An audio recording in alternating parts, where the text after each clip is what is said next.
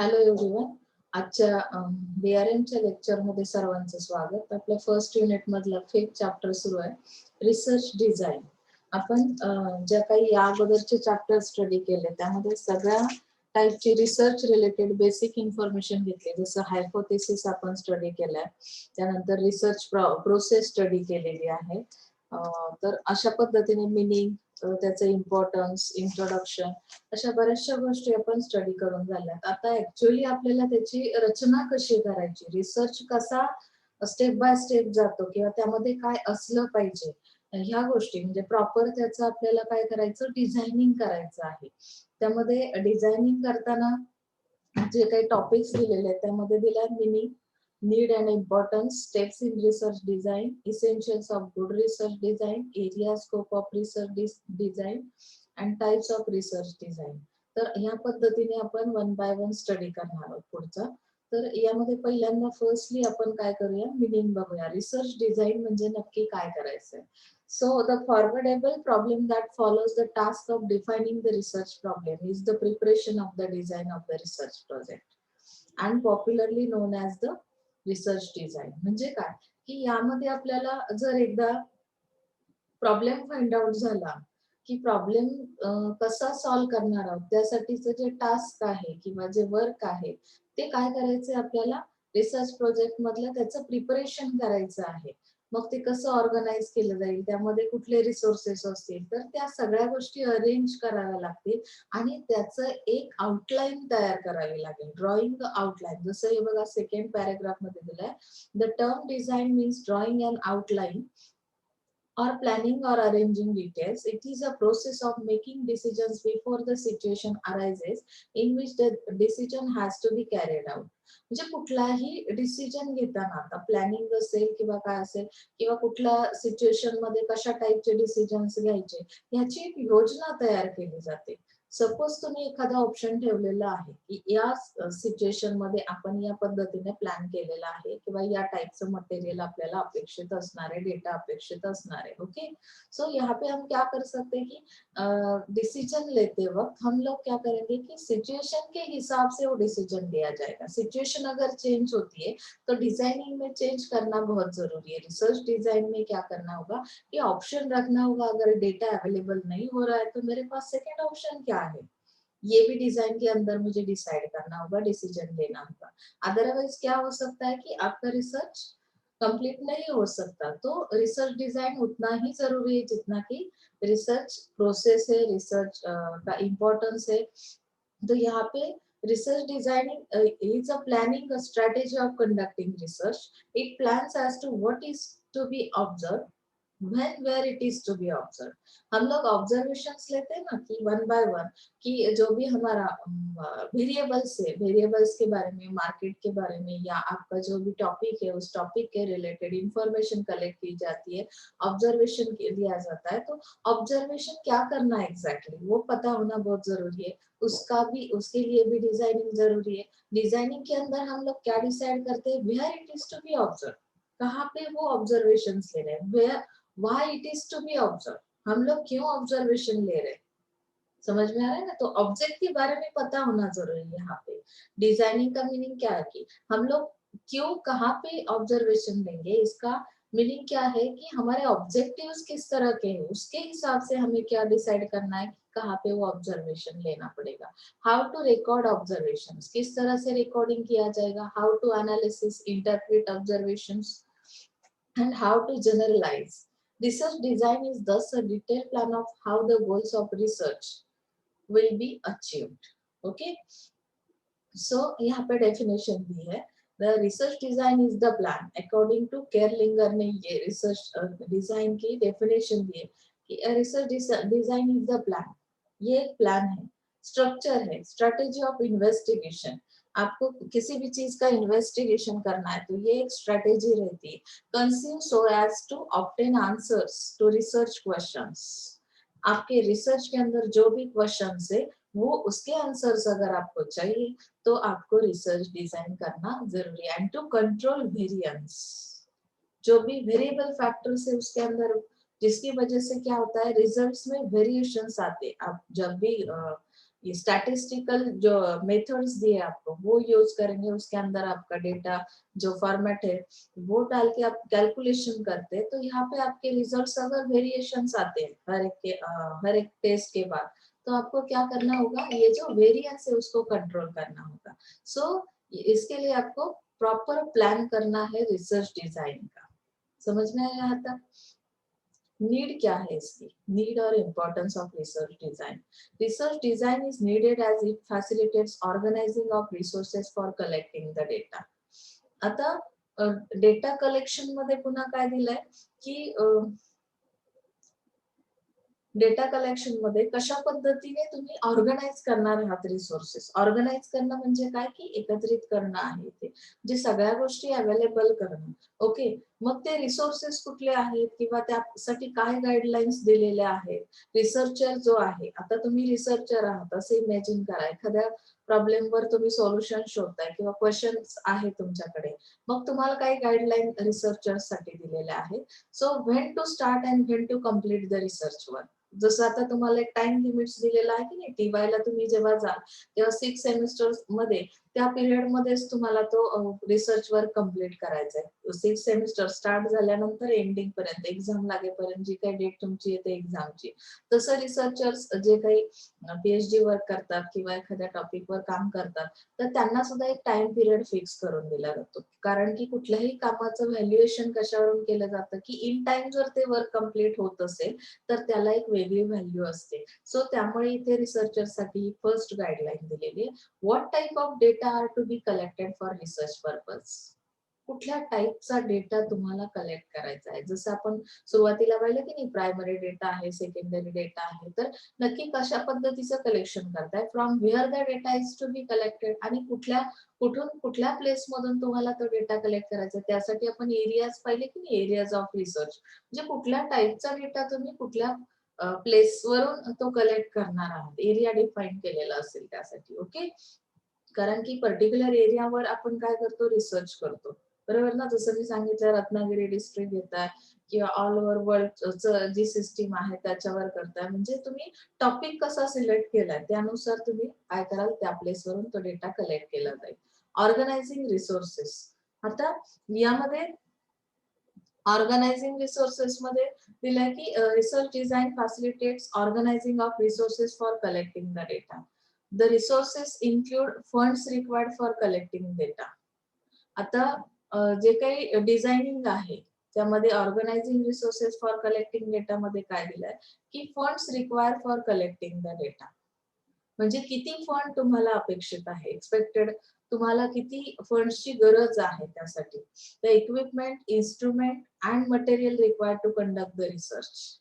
कुठले इक्विपमेंट्स तुम्ही यूज करणार आहात, कुठलं मटेरियल यूज करणार आहात, मॅन पॉवर तुम्ही किती यूज करणार आहात, म्हणजे डेटा कलेक्शन साठी तुम्हाला मॅन पॉवर किती अपेक्षित आहे। त्यानंतर तुम्हाला थर्ड पार्ट दिला, directions to the research staff. आता यामध्ये इम्पॉर्टन्स बघतोय आपण, इम्पॉर्टन्स मध्ये थर्ड पार्ट असेल directions to the research staff. हे जे रिसर्च डिझाइन आहे त्यामुळे कुठल्या टाईपचे डायरेक्शन तुमच्या स्टाफला मिळेल, तर एक्झॅक्टली त्यांनी दिलं की design provide suitable directions to the research staff in regard to the following sources of data, म्हणजे सोर्सेस तुम्हाला कुठले अपेक्षित आहेत किंवा सोर्सेस अवेलेबल कुठले आहेत, ती एक डायरेक्शन तुम्हाला प्रोव्हाइड करतं रिसर्च डिझाइन। कारण तुम्ही जो प्लॅन तयार केलेला आहे त्या प्लॅन मध्ये तुम्ही ह्या गोष्टी मेन्शन करणार आहात। डेटा कलेक्शन टेक्निक्स कुठले यूज करताय, जसं की आपण फर्स्ट इयरला पण शिकलो की नाही, प्रोग्राम टेक्निक्स कुठले आहेत, नॉन प्रोग्राम टेक्निक्स कुठले आहेत, की त्या पद्धतीने आपण काही डेटा कलेक्शन साठी टेक्निक्स वापरलेले असतात। Location for data collection, resources to be utilize the time frame of research work, म्हणजे कुठले रिसोर्सेस तुम्ही वापरणार आहात, म्हणजे तुम्हाला जो टाइम पिरियड दिलेला आहे त्या टाइम पिरियड मध्ये तुमचं रिसर्च वर्क कम्प्लीट करण्यासाठी वापरले जाणारे रिसोर्सेस कुठले असणार आहेत। So the in fourth one is selection of techniques for data collection. आता टेक्निक कसं सिलेक्ट करायचं, डेटा अनालिसिस कसं करायचंय मला, तर डेटा कलेक्ट करताना मी काय करेल की डिझायनिंग मध्ये हे फिक्स करेल की मला डेटा अनालिसिस करायचं असेल तर मला सर्वेचं टेक्निक वापरणार आहे का, मी इंटरव्ह्यू घेणार आहे का, म्हणजे जे काही सॅम्पल्स तुम्ही कलेक्ट करणार आहात, कस्टमर असतील, कस्टमरचा स्टडी, आता सपोज तुम्हाला खेड मार्केटचा स्टडी करायचा तर पूर्ण खेड मार्केट मधल्या प्रत्येक कस्टमरला जाऊन तुम्ही क्वेश्चन्स विचारणार आहात का, किंवा क्वेश्चनरी मेथड अप्लाय करणार आहात का, नाही. मग इंटरव्ह्यू घेताना आपण त्या पॉप्युलेशन मधून, त्या कस्टमर मधून आपण फ्यू कस्टमर सिलेक्ट करतो, that is called sample size. आणि मग त्या पद्धतीने डेटा कलेक्शन करणार आहात का, किंवा ऑब्झर्वेशन्स घेऊन तुम्ही डेटा कलेक्ट करताय, किंवा एक्सपेरिमेंट्स घेताय. एक्सपेरिमेंट्स म्हणजे काय, की काही तुम्ही त्यांना क्वेश्चन्स विचाराल किंवा काही प्रॅक्टिकल एक्सपिरियन्स दिला जाईल, सॅम्पल्स प्रोव्हाइड केले जातील, त्यातून तुम्हाला रिस्पॉन्स कसा येतो. यामध्ये फॉर एक्झाम्पल दिलंय, buyer behaviour can be studied easily through observation. बाहेरचं बिहेवियर कसं आहे हे आपण ऑब्झर्वेशनने काय करू शकतो, इझिली स्टडी करू शकतो. Whereas survey method is useful for collecting appropriate feedback from customers or dealers. डीलरचं असेल किंवा कस्टमरचं असेल, फीडबॅक जेव्हा मिळतो तेव्हा तुम्हाला काय होतो, जो डेटा कलेक्ट केला जातो तो ऍप्रोप्रिएट फीडबॅक असेल. लक्षात आलंय, कधी कधी ऑब्झर्वेशन मध्ये सुद्धा गडबड असू शकते. त्याचं रिझन काय आहे, की जसा तुम्हाला रिस्पॉन्स दिसतो तसाच असेल असं नाही, ऍज पर सिच्युएशन तो रिस्पॉन्स चेंज होऊ शकतो. पण जेव्हा मी काय करेल, की ऑब्झर्वेशन व्यतिरिक्त सर्वे केला जाईल, सर्वे मध्ये काही क्वेश्चनिंग आपण विचारतो आणि त्याचे जे आन्सर्स येतात त्यानुसार तुमचा तो फीडबॅक अप्रोप्रिएट असेल. लक्षात आलं, या पद्धतीने डेटा कलेक्शन केलं जाईल. Collection of relevant data. आता रिलिव्हंट डेटा आहे हे कसं आपण ओळखणार, की कधी कधी असं होतं की आपला टॉपिक काहीतरी वेगळा आणि क्वेश्चन काहीतरी वेगळाच विचारला जातो. सो यहाँ पे उन्होंने एरिया ऑफ रिसर्च ऐसा दिया, की कोणत्या एरियावर तो रिसर्च सुरू आहे. त्यानंतर universe of research and sample size, म्हणजे ऑल वर्ल्डचा इथे विचार केला जातो रिसर्च साठी, आणि सॅम्पल साईज त्यातून कलेक्ट केले जातात. म्हणजे तुमचा टॉपिक कुठला आहे, एरिया, त्यावर ते डिपेंड करतं. एरिया जर युनिव्हर्स असेल तर तुमचा रिसर्चचा डेटा सुद्धा त्याच टाईपचा असला पाहिजे, किंवा पर्टिक्युलर एरियाशी रिलेटेड असेल तर तुम्हाला त्या टाईपचा रिलिव्हंट डेटा कलेक्ट करावा लागेल. In short, the researcher and his staff will be able to collect relevant data from the appropriate area. Okay. So, sixth importance is that it facilitates the achievement of research objectives. आता इथे तुमच्या achievement कशा तुम्हाला मिळतात बघा. Research objective काय आहे, objective तुम्ही एकदा डिफाईन केले, की मला नक्की काय फाइंड आउट करायचं आहे, माझं ऑब्जेक्ट काय या रिसर्च मधून. तर रिसर्च डिझाईन काय करतं, की हे ऑब्जेक्टिव्ह अचीव्ह करण्यासाठी हेल्प करतं. म्हणजे त्यासाठी तुम्हाला एक योजना आखली जाते, एक प्लॅन बनवला जातो, आणि त्यानुसार तुम्ही काय करता, एकदा ऑब्जेक्टिव्ह माहिती असले की प्लॅन तयार करणं इझी असतं. मला जर दापोलीत जायचं आहे, हे माझं ऑब्जेक्टिव्ह, की मला दापोलीत 11 वाजता पोहोचायचं आहे. ऑब्जेक्ट माहिती असेल तर मी प्लॅन रेडी करेल, की मी कुठल्या पद्धतीने जाणार आहे, मी बाय बस जाणार आहे, की माझ्या टू व्हीलरवर जाणार आहे, की फोर व्हीलरने जाणार आहे. बरोबर ना. म्हणजे त्या प्लॅन लगेच तो प्लॅन रेडी होतो, म्हणजे तो डिझाईन केला जातो. म्हणजे ऑब्जेक्ट माहिती असल्यामुळे, मला माहित नाही कुठे जायचंय तर मी कसं डिसाईड करणार, बरोबर ना. मला दिल्लीत जायचंय, मुंबईत जायचंय तर मी टू व्हीलरने तर जाणार नाहीये. मग त्याच्यासाठी ऑब्जेक्ट माहिती असणं गरजेचं आहे. त्यानंतर तुम्हाला डिझायनिंग करता येतं. म्हणजे ऑब्जेक्ट अचीव्ह करण्यासाठी हा प्लॅन तयार केला जातो. This is because the researcher will be able to collect the right data from the right source and at the right time due to research design guidelines. Okay. So he will be able to use appropriate techniques for the analysis of data. The conclusion drawn will be appropriate and follow-up actions will be proper. All this leads to achievement of research objectives in fair manner, and this suggests the need of framing research design. Okay. So next is the monitoring research expenditure in an appropriate manner. आता इथे research expenditure किती आहे त्याचं monitoring, म्हणजे monitoring करणं खूप गरजेचं आहे बघा, की तुम्ही नक्की कसा प्लॅन केला किंवा त्याच्यासाठी किती खर्च येणार आहे हे तुम्हाला रिसर्च डिझाईन मध्ये लक्षात येतं, बरोबर ना. मी प्लॅन केला की मी त्याचं एस्टिमेट काढत जातो. तर सपोज मला दापोलीत जायचंय हे माहिती म्हणून मी काय केला, प्लॅन केला. मग त्याच्यासाठी मला काय करणार आहे मी, सपोज बाय बस जाणार आहे तर बसचं तिकीट किती आहे, त्यासाठी मला एक्सपेंडिचर्स किती येणार आहेत, ते ऑब्जेक्ट अचीव्ह करायचंय. पण मला त्यासाठी येणारा फंड्स, लागणारा फंड्स कशा पद्धतीने अवेलेबल करायचा याची सुद्धा योजना असेल की नाही. लक्षात येते ना. So research design provides guidelines as regards the funds to be utilized for research activity and in business research. Researcher gets specific sanction amount for research project and researcher has to use such amount for the conduct of research activity. यानी कि यहाँ पे जो specific amount है project के लिए जो लगने वाले research के लिए, तो वो क्या करेंगे हम, सैंक्शन की जाएगी. Researcher has to use such amount for the conduct of research activity. म्हणजे त्या ऍक्टिव्हिटीज ज्या आहेत रिसर्च ऍक्टिव्हिटी त्यासाठी तो फंड काय केला जाईल, अलोकेट केला जाईल and complete the research work in time. म्हणजे अशा पद्धतीने मॉनिटरिंग केलं जातं किंवा अप्रोप्रिएट मॅनरने तो एक्सपेंडिचर काय केलं जातो, ठरवला जातो ह्या रिसर्च डिझाईनमुळे. हे त्याचं इम्पॉर्टन्स आहे. Execution of research work. आता त्याचं एक्झिक्युशन कसं केलं जातं बघा. यामध्ये research design facilitates timely execution of the whole research work as it suggests timetable for the conduct of different activities under research project.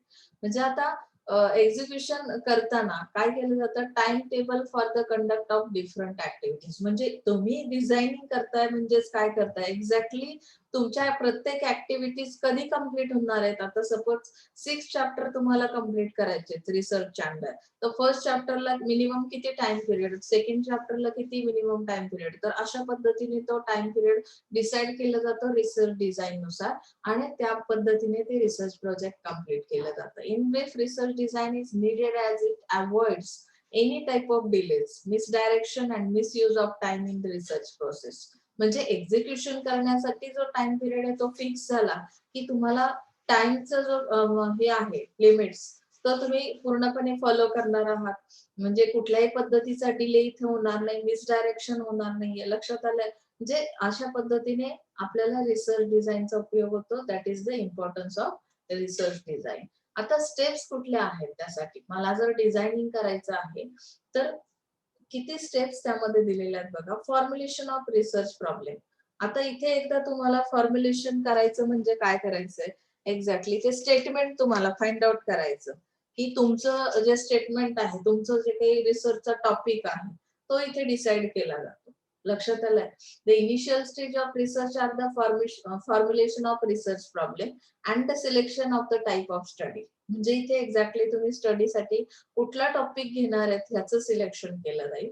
Research problem must spring from the researchers mind like a plant springing from its own seed, and the formulation of research problem is the basic and most important step in a research since it is a systematic effort and careful investigation to gain a new knowledge. Research करतो म्हणजे ज्या गोष्टी माहिती नाहीत त्या गोष्टी आपण शोधून काढतो. इनोव्हेशन केलं जातं. म्हणजेच तुम्ही काय करता, कुठल्या गोष्टीचं इन्व्हेस्टिगेशन करता, तर नवीन नॉलेज कुठलं तरी आहे ते गेन करण्याचा आपण काय करतो, प्रयत्न करतो. लक्षात आलंय. आपला जो प्रॉब्लेम आहे तो काय कसा असणार आहे की ज्याच्यावर अजून सोल्युशन मिळालेलं नाही, अशा गोष्टी आपण एक्झिस्टिंग सिस्टीम जी आहे त्यापेक्षा वेगळी सिस्टीम काहीतरी नवीन सर्च करतो आपण. लक्षात आलंय. आता सर्वे केला जातो. सेकंडली काय झालं, पहिल्यांदा मी माझा टॉपिक सिलेक्ट केला, त्यानंतर सर्वे केला. लिटरेचर सर्वे मध्ये काय केलं जातं, अ थोरफ अँड अनालिटिकल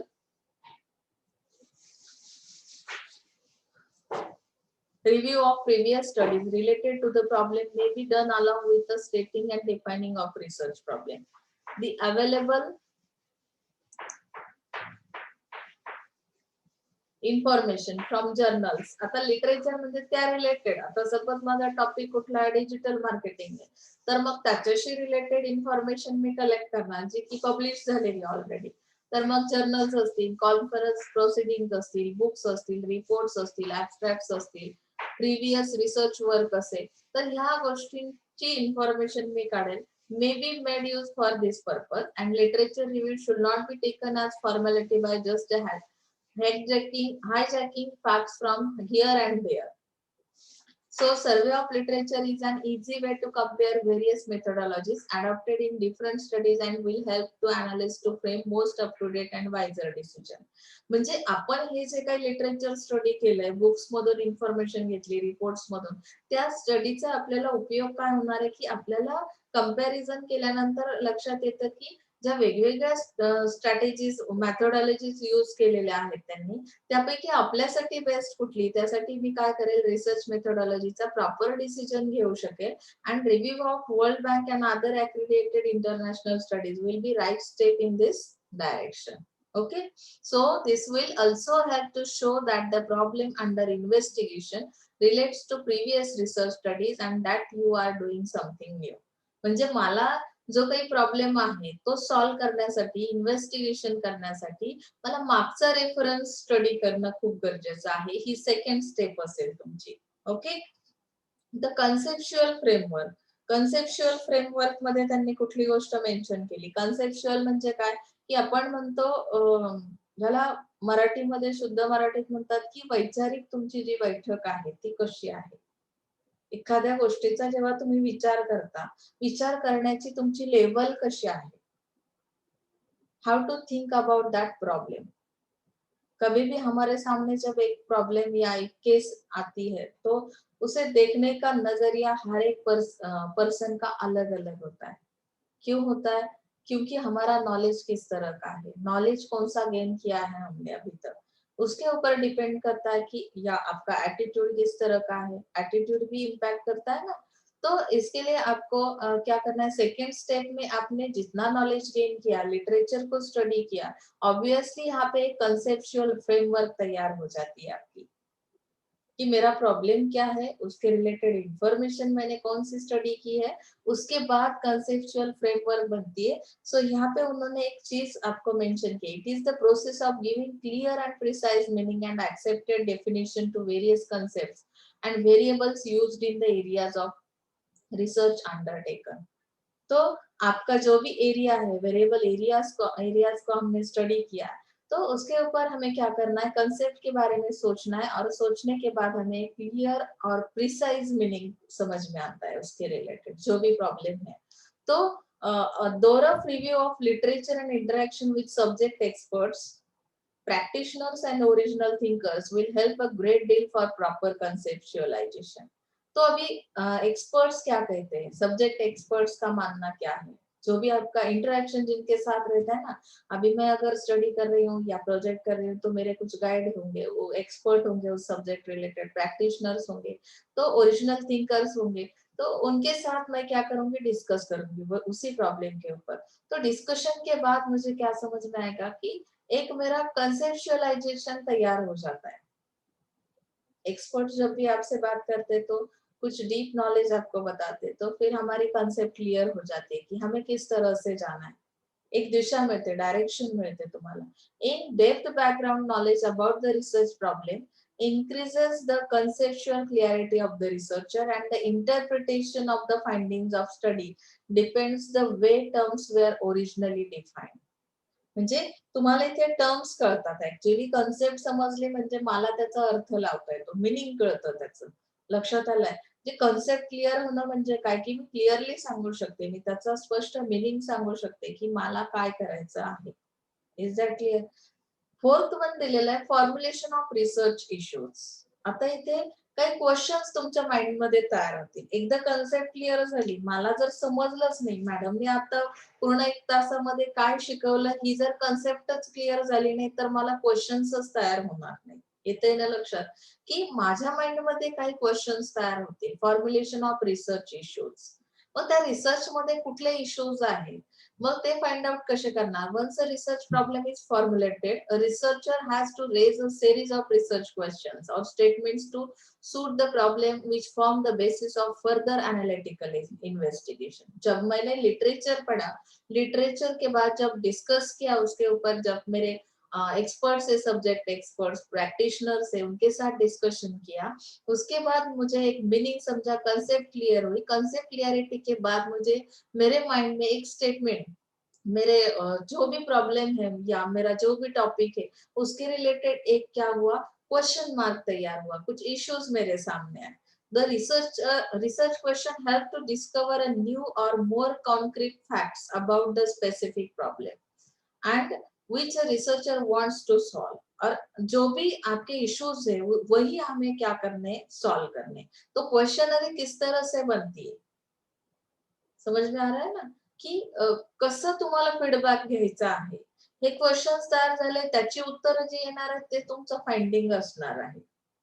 तोच तुमचा रिसर्च असणार आहे. The rational behind each question must be scientific and clear and the important sources of findings issues or questions for research are personal experience.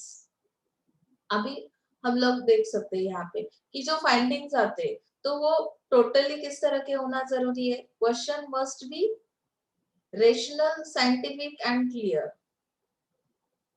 Scientific होना जरूरी है. ऐसा नहीं ना, मैंने जैसे कुछ क्वेश्चन्स कैसे रहते हैं की ज्याला आपण संदिग्ध म्हणतो, त्याचा आन्सर येस असेल किंवा नसेल काही सांगू शकत नाही. म्हणजे ऍज पर सिच्युएशन त्याचे आन्सर्स बदलू शकतात. तर असे संदिग्ध क्वेश्चन्स असू नये. मग तुमचा जो काही इश्यू आहे, important sources of finding issues or questions for research are personal experience. तुमच्या पर्सनल एक्सपिरियन्स मधून काही गोष्टी तुम्ही काय करायच्या आहेत, फाइंड आउट करायच्या आहेत त्या इश्यू रिलेटेड. थेअरी असतात काही ज्या तुम्ही लिटरेचर मध्ये स्टडी केलेल्या आहेत.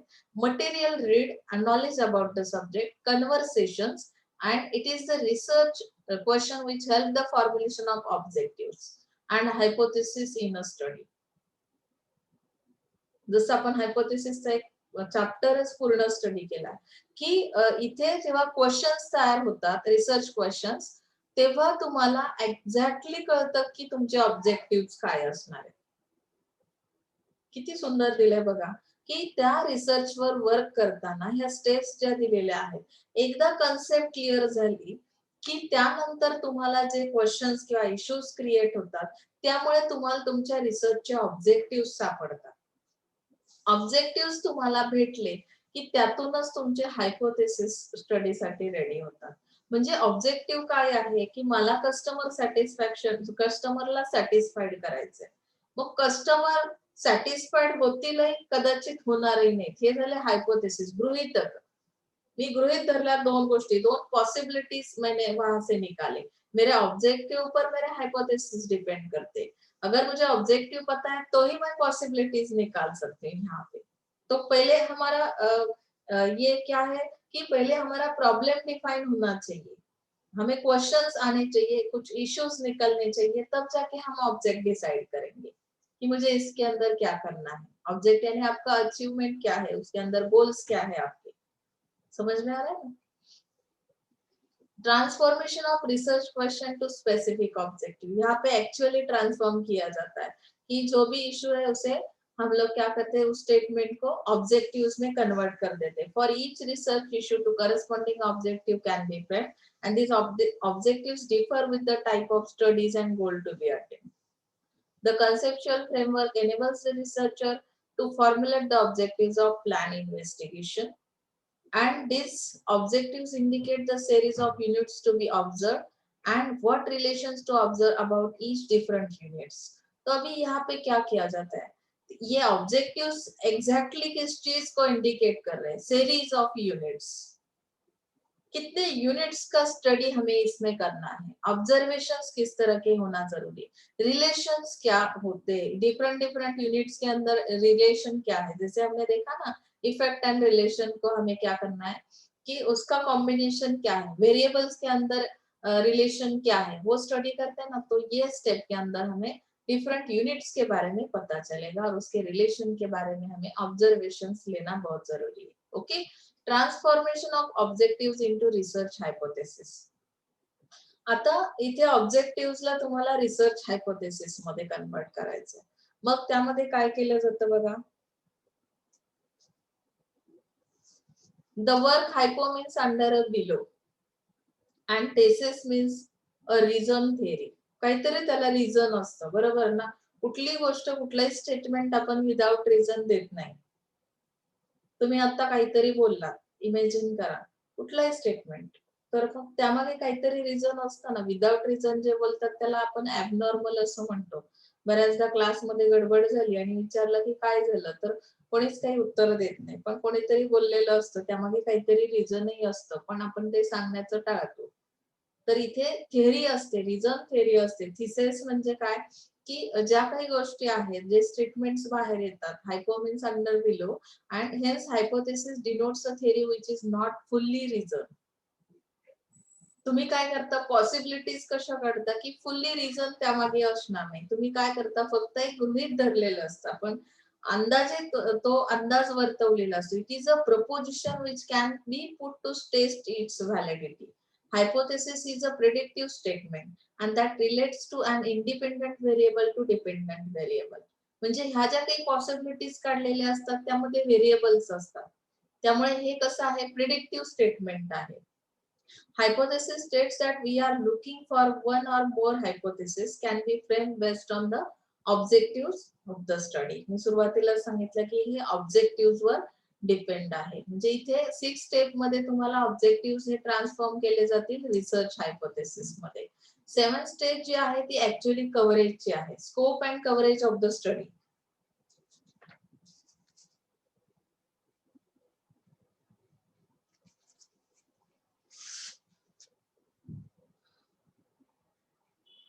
is to be clearly determined. It includes the area of study and the period of study, the number of observations, किती एरिया कव्हर करणार आहात तुम्ही. म्हणजे जसं मी तुम्हाला डिस्ट्रिक्ट एरिया सांगितला, कधी तालुका प्लेस असेल, खेड तालुका आहे, म्हणजे तो स्टडी कुठल्या एरियाशी किती मोठा एरिया आहे त्यावर ते डिपेंड करतं. कव्हरेज किती होणार आहे, द पिरियड ऑफ स्टडी, तुम्हाला टाइम पिरियड दिलेला असेल, नंबर ऑफ ऑब्झर्वेशन किती घेणार आहात. Researcher must also decide which cases are to be included as subjects. म्हणजे कुठले पीपल सब्जेक्ट्स आहेत, मेन तुमचा टॉपिक काय आहे, म्हणजे कुठले पीपल्स त्यामध्ये येतात. That is sampling a plan.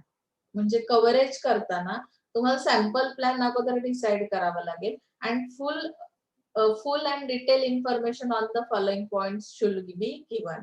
म्हणजे आता युनिवर्स ऑफ स्टडी, तुमचा टोटल ओव्हरऑल स्टडी कसा आहे, सॅम्पलिंग फ्रेम कशी बनवली. आता सपोज 1000 ची तुमची लोकसंख्या आहे, पॉप्युलेशन कितना है 1000 का है, तो उसके अंदर पीपल्स मतलब वो सब्जेक्ट है, मेरा स्टडी का सब्जेक्ट है, उतने पीपल्स को मुझे क्या करना है, कवर करना है.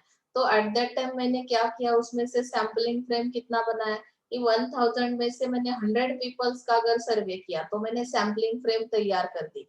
यूनिट्स ऑफ ऑब्जर्वेशन, उसके ऊपर मैंने सैंपल साइज के ऊपर क्या किया कि कितने ऑब्जर्वेशंस किए, मतलब ऑब्जर्वेशन किस तरह का था, तो मेरे रिजल्ट्स क्या थे. कवरेज के हिसाब से हम लोगों को ये 3 पॉइंट्स के ऊपर ध्यान देना है.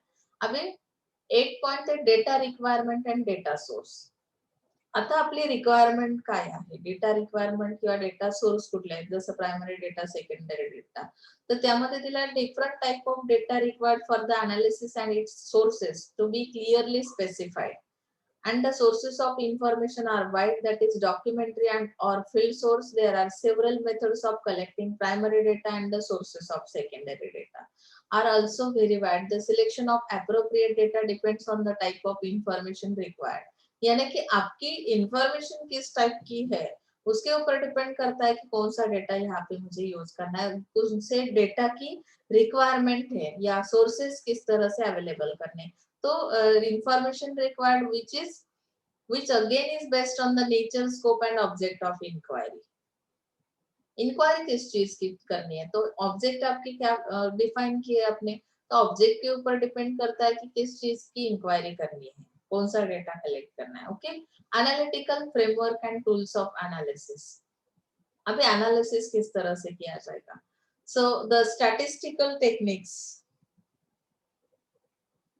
statistical techniques used for establishing the relationships between the data and the unknowns and methods used to evaluate the accuracy of results.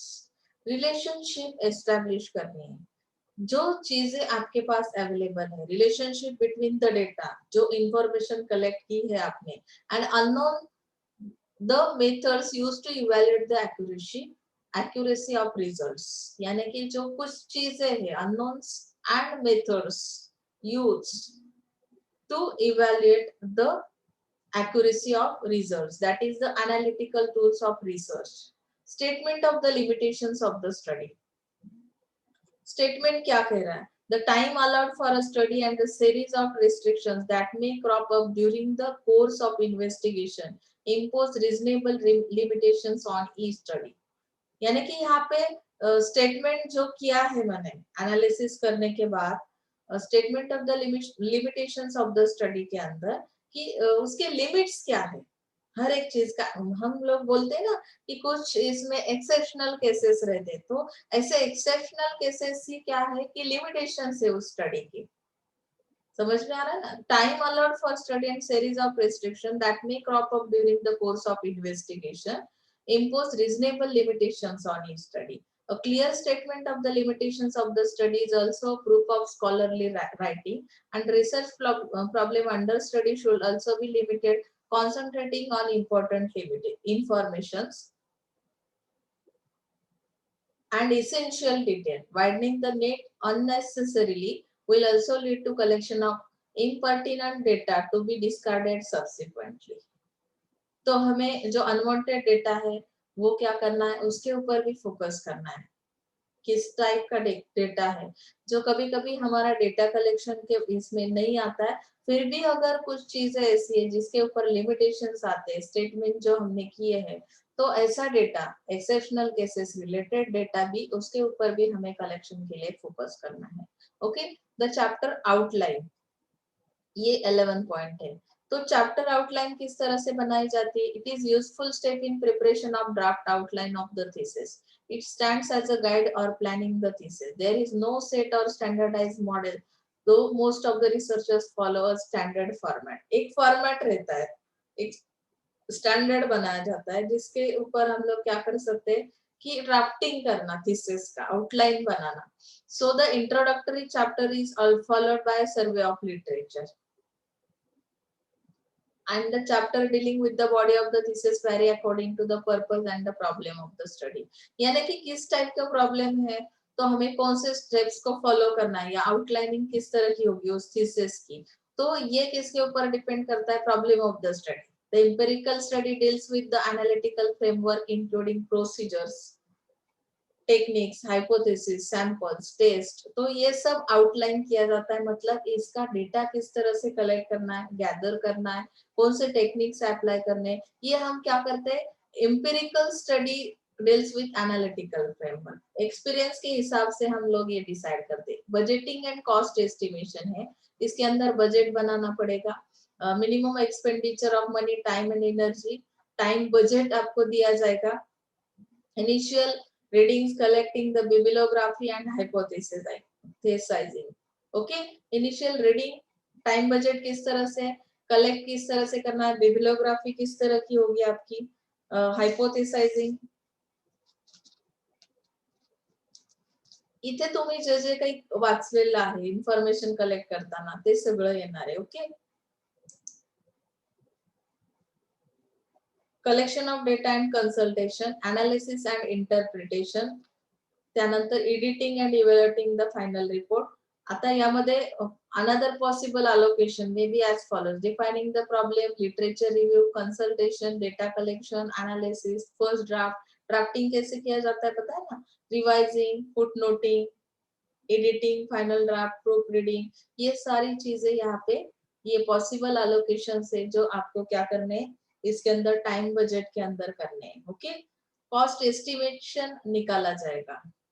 Photocopying, data collection, library visits, travel, इसका एक एस्टिमेशन निकाला जाता है कि जो रिसर्च किया जा रहा है उसके ऊपर जितने एक्टिविटीज आप करेंगे तो एक्टिविटीज के लिए एग्जैक्टली कॉस्ट कितनी आती है. ओके, रिपोर्ट डिजाइनिंग है. रिपोर्ट डिजाइनिंग के अंदर क्या करना है? देयर इज नो सेट और standardized model for a report. Research report is one of the most important component of the research study.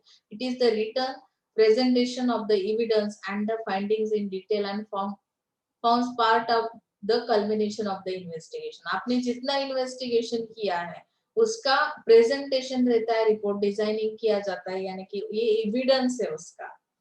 समझ में आहे यहाँ तक? यासाठी कुठलंही असं स्टँडर्डाइज मॉडेल नाही. रिपोर्ट डिझाईन म्हणजे काय की रिसर्च रिपोर्ट हा कसा असणार आहे की एक कंपोनंट आहे त्यातला हा रिसर्च डिझाईन म्हणजे. समजलं? इथपर्यंत आजच्यासाठी आपण थांबूया. उद्याच्या लेक्चरला आपण इसेन्शियल स्टडी करू. काही अडचण असेल तर मला विचारा please. So thank you so much.